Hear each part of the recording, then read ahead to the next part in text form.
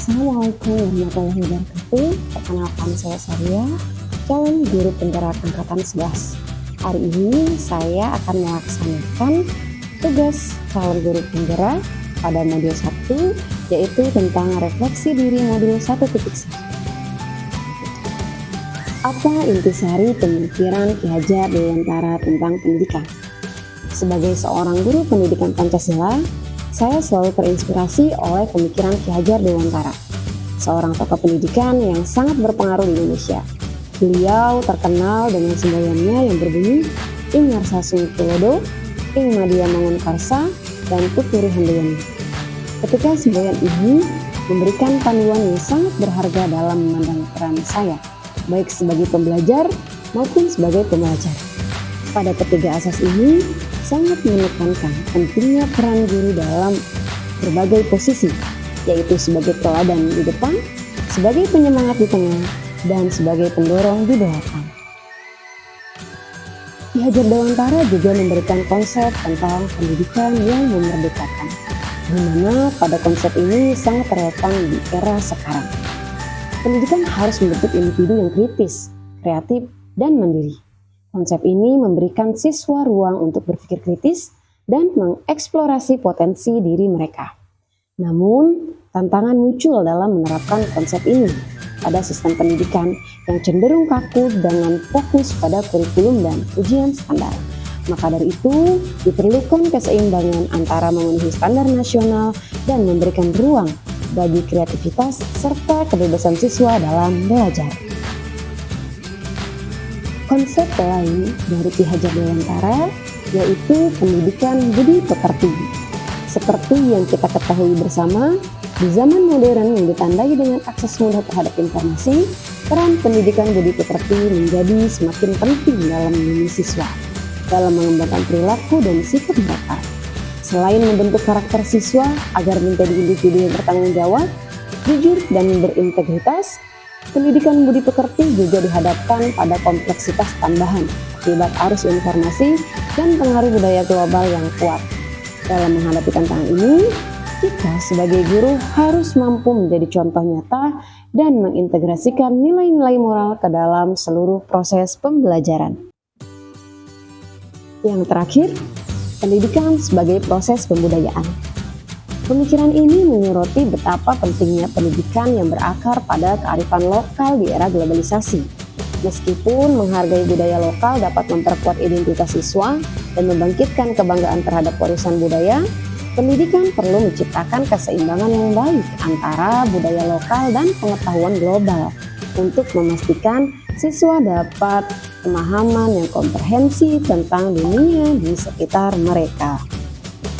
Dengan mengintegrasikan ketiga asas Ki Hajar Dewantara, pendidikan yang memerdekakan, pendidikan budi pekerti, dan pendidikan sebagai proses pembudayaan, kita dapat menciptakan pendidikan yang lebih manusiawi dan lebih relevan untuk masa kini.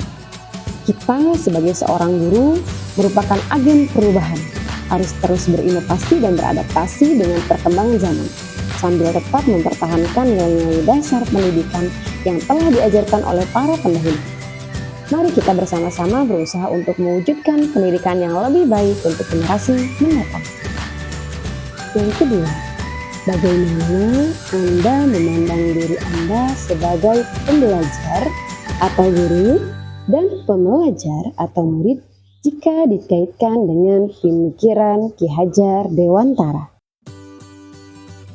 Pertama, sebagai guru, saya melihat diri saya sebagai seorang pembelajar, di mana menurut Ki Hajar Dewantara, seorang guru harus selalu berada di garis depan, menjadi teladan, atau dalam istilah Jawa, Ing Ngarsasung Tulodo.